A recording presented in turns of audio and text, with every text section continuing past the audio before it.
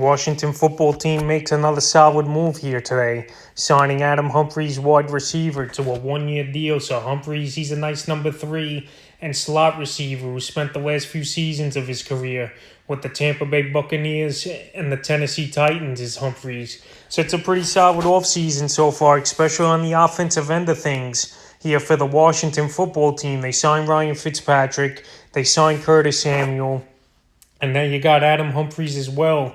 And you got a good offense with J.D. McKissick, Antonio Gibson, Terry McLaurin, and Logan Thomas to go with these new additions. And Humphries, I think he'll fit this offense good. He's a player that, like I said, who could line up on the outside or in the slot as well. And in 2019, he had 47 targets, 37 catches, 374 receiving yards, and 2 receiving touchdowns. And last season was a little bit of a down season with injuries and inconsistencies for Humphries. 23 catches, 228 receiving yards, and 2 touchdowns in 35 targets. So the inconsistencies led to him getting cut by the Tennessee Titans in the offseason. But the Titans now, they've lost 3 wide receivers this offseason: Corey Davis, Humphries, and Khalif Raymond. But anyway, Humphries here, he's a player, as far as fantasy football goes, that you could take a flyer in maybe in the later rounds to become your 4th or 5th wide receiver on your fantasy team, because he had some fantasy relevance